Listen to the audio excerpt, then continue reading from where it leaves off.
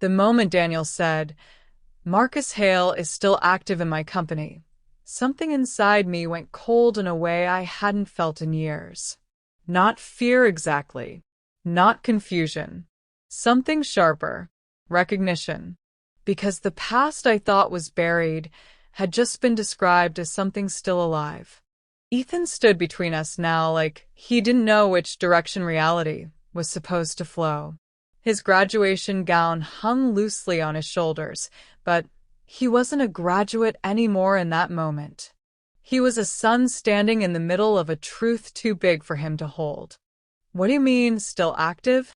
Ethan asked slowly. Daniel's eyes didn't leave the back of the auditorium for a second. "I mean," he said, "Marcus Hale never left my father's network.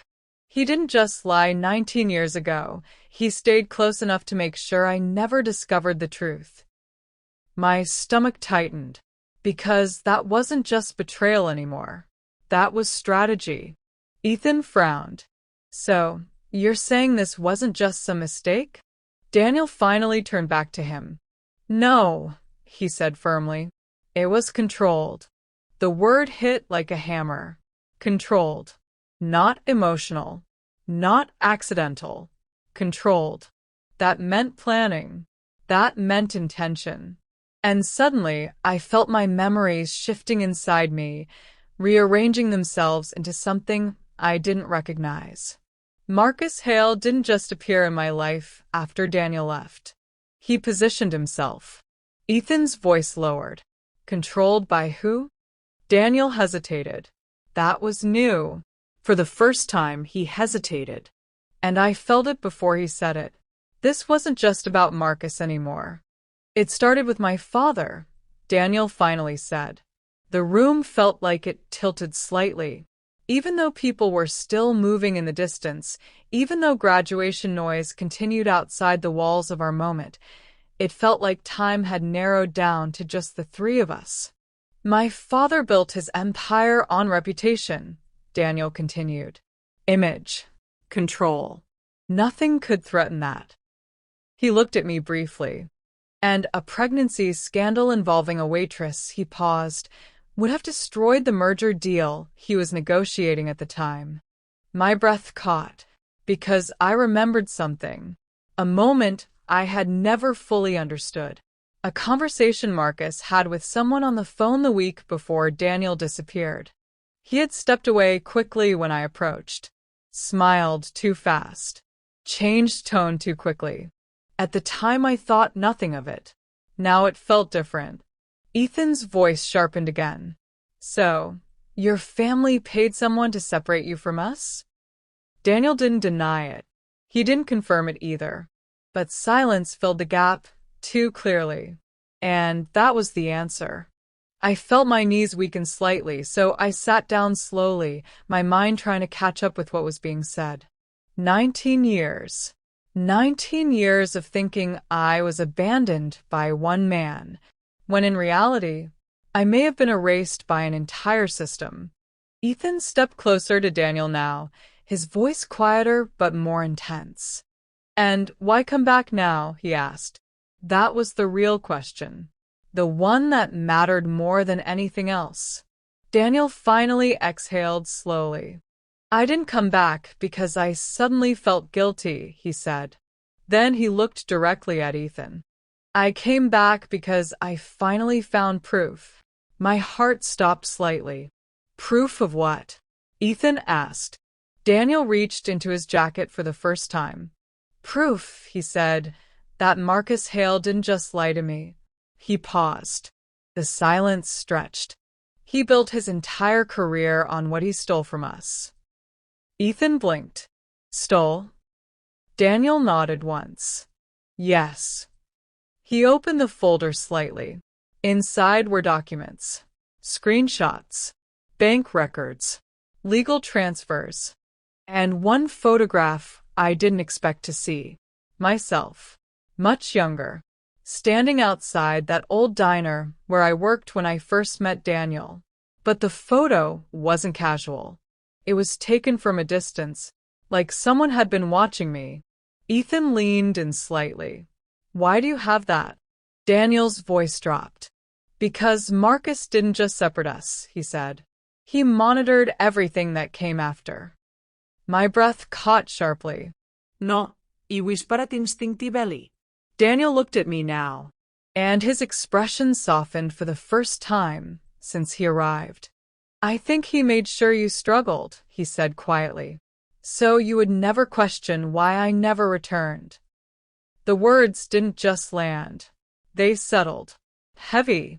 Permanent. Ethan's face shifted slowly as he processed it. You're saying, he said carefully, that someone made sure Mom suffered? Daniel nodded. Yes. Silence again. But this time it was different. This wasn't confusion anymore. This was realization turning into anger. Ethan turned slowly toward me, and I saw it in his eyes. Not anger at me. Not confusion anymore. Something far more dangerous. Purpose forming. Mom, he said quietly, is this true? I looked at my son, at the boy I had raised alone, at the life I had built from nothing, at the years I had survived just to protect him from pain I thought came from one man. And I realized something I wasn't ready for. The truth wasn't just about the past anymore. It was about what we were going to do next. And for the first time in 19 years, I didn't know how to protect him from it. I don't think people understand how dangerous the truth can be when it arrives all at once. Movies make it look dramatic. Books make it look heroic. But real truth? Real truth feels like watching the foundation of your life crack beneath your feet while you're still standing on it. That's what happened to Ethan. For 19 years, my son had lived with a simple story. His father left. His mother stayed. It wasn't a happy story, but it was a clear one. Now that story was gone, and in its place stood a billionaire father he had never known and a conspiracy he never asked to inherit. For a long moment, nobody spoke. The auditorium had almost emptied by then. The celebration had moved outside. Parents were taking photographs. Graduates were hugging friends. Life was continuing, but ours had stopped. Ethan stared at the floor, his jaw tight. Then he laughed. Not because anything was funny, because sometimes pain comes out sounding like laughter. So let me get this straight, he said quietly. Neither Daniel nor I answered. All these years, I thought my father abandoned me. He looked at Daniel.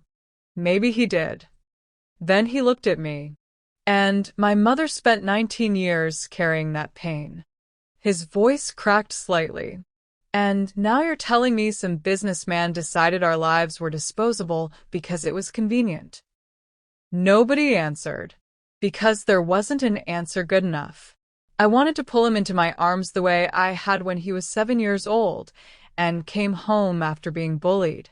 I wanted to tell him everything would be okay. But he wasn't 7 anymore. He was a man. And some wounds can't be fixed with comfort. Daniel finally broke the silence. My father is dead. The statement surprised both of us. Ethan looked up. So did I, Daniel continued. He died 6 years ago. There was no emotion in his voice. Not sadness. Not relief. Just fact. The moment he died, I started finding things. I frowned. What things? Daniel looked at me. Records. His expression darkened. Private files. Internal communications. Payments. My stomach tightened, because I knew exactly where this was going. At first I thought it was business corruption. He paused. But then your name appeared. I felt the blood drain from my face. Grace Williams. After all these years. Still sitting in someone's file. Still being tracked. Still being remembered. Daniel nodded slowly. I found expense reports tied to private investigators. Ethan's eyes narrowed. Private investigators? Yes. Daniel's jaw tightened. They were hired to monitor Grace after I left. A chill ran through me. Every muscle in my body stiffened, because suddenly certain memories weren't memories anymore. They were evidence. The apartment manager, who seemed to know things I never told him. The job offer that disappeared without explanation. The landlord who changed his mind after initially approving my lease. The strange feeling that life kept closing doors I hadn't even touched. For years, I blamed bad luck. Now, I wasn't so sure. Daniel continued. The report stopped after Ethan turned 10. Ethan looked stunned. 10. Daniel nodded. By then, Marcus Hale had convinced everyone the situation was finished. I could barely breathe, because if that was true, then someone had been watching my child. My son. A little boy who spent evenings building model airplanes on our kitchen table. A child who had never harmed anyone. Someone had watched him like he was a liability. The thought made me sick. Ethan finally spoke again. Who is Marcus Hale now?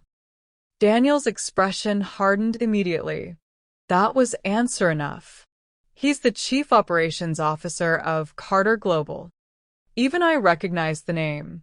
Carter Global, the company Daniel now ran. The company worth billions. The company whose projects appeared on national news. The company Marcus had somehow climbed to the top of. Ethan folded his arms. So, after all this, he shook his head. You kept him. Daniel's face tightened. I didn't know. Come on. No. For the first time, Daniel sounded genuinely angry. I didn't know. The force in his voice surprised all of us. When I found the first evidence, I investigated quietly. Every answer led back to him. He paused. But I needed proof. Ethan stared at him. Daniel stared back. Then something happened I didn't expect. For the first time since arriving, Daniel looked less like a billionaire, and more like a man carrying years of regret. I spent 6 years looking for proof. His voice lowered. 6 years trying to figure out whether I destroyed my own life because I was a coward. He swallowed. Or because someone manipulated me. Silence. Heavy silence. Then he looked directly at Ethan. And 3 months ago, I found the answer. My heart started pounding, because whatever came next, this was the reason he had appeared today. Not coincidence. Not curiosity. Purpose. What answer? Ethan asked. Daniel reached into the folder again. This time he removed a single document. A photocopy. Old. Worn. Handled many times. He handed it to Ethan. My son looked down at it. And went completely still. I couldn't see the page, but I could see his face. Shock. Then disbelief. Then anger. Real anger. The kind that grows slowly. The dangerous kind. What is it? I asked. Ethan looked up, his voice barely above a whisper. It's a letter. Daniel nodded. A letter Marcus Hale sent my father 19 years ago. My stomach dropped. A letter. Written proof. Not rumors. Not memories. Proof. Ethan looked down again, then started reading silently. I watched his eyes move, line by line, word by word, and with each second, his expression darkened. Finally, he lowered the paper. What does it say? I asked. Ethan looked at me, and for the first time that day, I saw tears in his eyes. Not many, just enough. It says. His voice broke. Then he started again. It says Grace Williams must never become part of the Carter family. The world stopped. Again. My chest tightened so hard it hurt. Ethan continued. It says the pregnancy is a threat to ongoing business negotiations. He looked at Daniel. then at me. then back at the letter. And it recommends permanent separation. Nobody spoke, because there was nothing left to say. The truth had finally arrived, and it was uglier than any of us imagined. I looked down at my hands, the same hands that had worked double shifts, the same hands that had held Ethan through fevers, the same hands that had built a life from nothing. All because a group of wealthy men decided we were inconvenient. For a long moment, nobody moved. Then Ethan folded the letter carefully, very carefully, almost respectfully, and slipped it back into the folder. When he finally spoke, his voice was calm. Too calm. The kind of calm that comes before a storm. Where is Marcus Hale right now? Daniel's eyes narrowed. I know exactly where he is. Ethan nodded once, then looked at me, and what he said next made my heart stop. Mom. I swallowed hard. Yes. He took a deep breath, and for the first time all day, he didn't look confused. He didn't look broken. He looked certain. I think it's time we hear the rest of the story from the man who stole 19 years from us. If you've ever had your life changed by someone else's decision, then you know there comes a moment when the truth is no longer enough. You need accountability. You need answers. And sometimes, you need justice. 3 days after Ethan's graduation, I found myself sitting inside a private conference room on the 43rd floor of Carter Global's headquarters in New York City. Even now, it feels strange saying those words. For 19 years, I had worried about grocery bills, rent payments, and overtime schedules. Now I was sitting inside one of the most powerful corporate buildings in America because the past had finally come looking for us. The city stretched endlessly outside the glass walls. Below us, traffic moved like streams of light. Above us, the sky was gray and heavy. The kind of sky that feels like it's waiting for something. Daniel stood near the windows, staring out across Manhattan. Ethan sat beside me, unusually quiet. The last 3 days had changed him. Not in a bad way.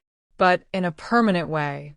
You don't discover your entire identity was manipulated by powerful people and walk away unchanged. He had spent hours reading documents, reports, letters, internal communications, evidence. Enough evidence to prove that Marcus Hale hadn't merely lied. He had orchestrated, controlled, manipulated, destroyed. And he had done it intentionally. The conference room door opened. Daniel turned. So he's coming? Ethan asked. Daniel nodded. He's already in the building. The room became silent, because after 19 years, the architect of our pain was finally about to walk into the room. A few minutes later, the door opened again. Marcus Hale entered, and for a brief moment, I felt transported back 19 years. Older now, more gray hair, more wrinkles, but still carrying that same polished confidence. The confidence of a man who believed he could talk his way out of anything. When he saw me, his expression shifted. Only slightly, but I noticed. Because guilt always reveals itself for a second before pride takes over. Grace, he said. Then he looked at Ethan and froze. Not because he didn't know who Ethan was, but because seeing him in person made the consequences impossible to ignore. Daniel remained standing. Sit down. Marcus complied. For the first time in his life, I think he understood he wasn't controlling the room anymore. Daniel placed a thick folder on the table. The evidence. Years of investigation. Years of secrets. Years of lies. Marcus looked at it. Then at Daniel. Then at me. Then at Ethan. Finally, he sighed and said the words every guilty person says when they realize the game is over. I suppose you figured it out. No denial. No surprise. Just surrender. My hands clenched beneath the table. 19 years. 19 years of struggle. And he says it like he's discussing weather. Ethan leaned forward, his voice calm. Too calm. Why? Marcus stared at him, and for a moment, something almost human appeared in his eyes. Regret. Not enough regret, but some. It wasn't personal. Ethan laughed bitterly. That's the problem. Marcus lowered his gaze, then finally spoke. 19 years ago, Carter Global was negotiating a merger worth billions. He paused. Daniel's father believed any scandal could destroy it. I felt sick listening, because I already knew where this was going. He ordered me to make sure the situation disappeared. Marcus continued.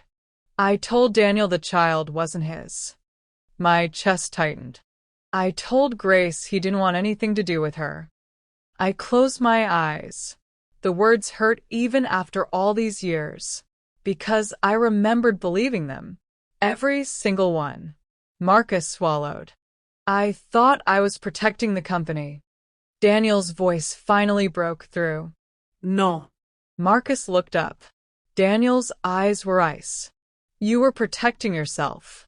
The room became still, because Daniel was right, and Marcus knew it. Daniel opened the folder. Inside were financial records, transfer agreements, stock awards, private compensation documents, all tied directly to the period after Marcus separated us. You weren't rewarded for loyalty.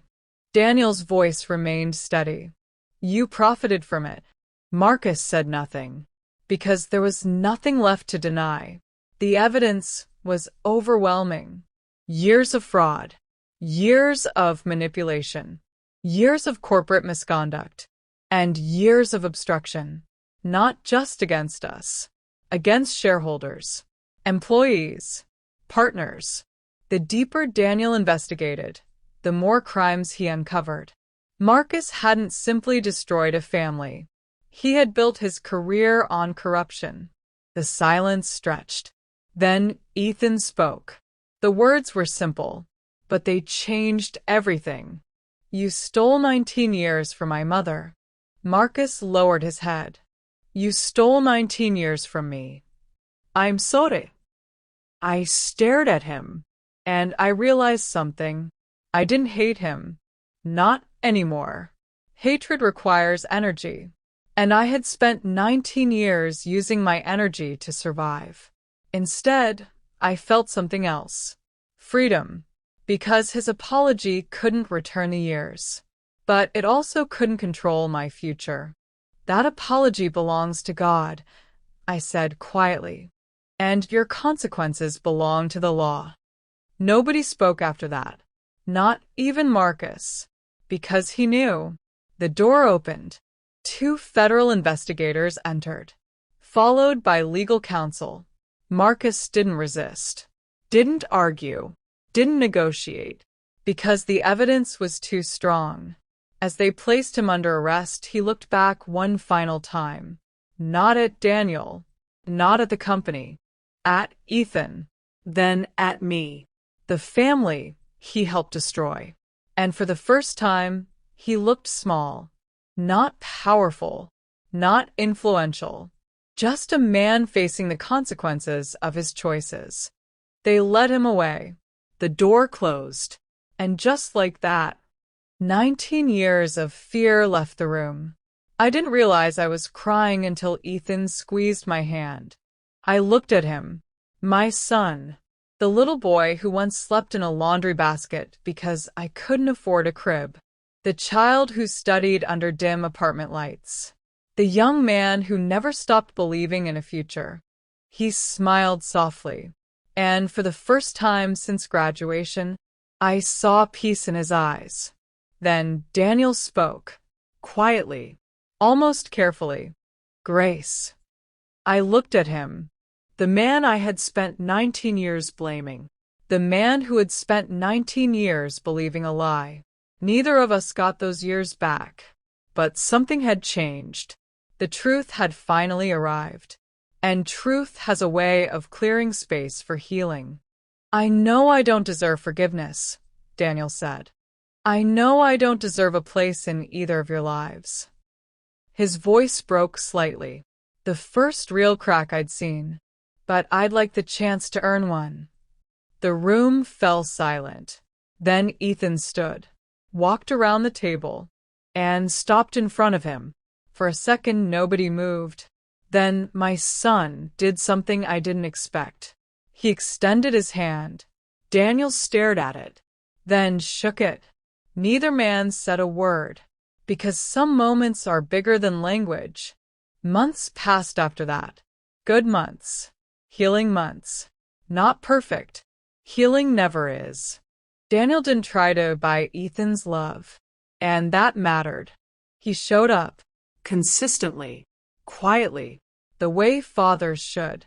They had breakfast together, went fishing, attended baseball games, talked for hours, sometimes about business, sometimes about life, sometimes about the 19 years they lost. And slowly, a relationship began, not because money created it, but because effort did.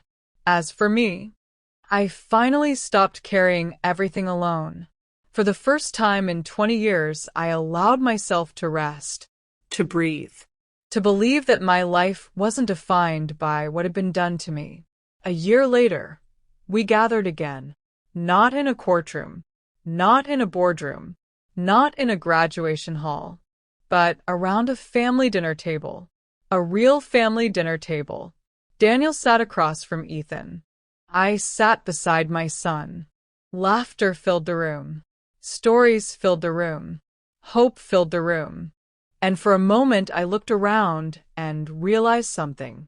Marcus Hale had stolen 19 years. But he didn't get the rest. Because God has a way of restoring what people try to destroy. Not always quickly. Not always the way we expect. But faithfully. And as I watched my son laugh with the father he never knew, I realized my story wasn't really about betrayal. It wasn't about billionaires. It wasn't about lies. It was about survival. It was about truth. It was about grace. And after 19 years, I finally understood why my mother gave me that name. Grace. Because sometimes grace is the only reason broken families ever find their way back together. This might be the end of a phase for me, but I know you've got yours to talk about. I can't wait to hear from you in the comments section.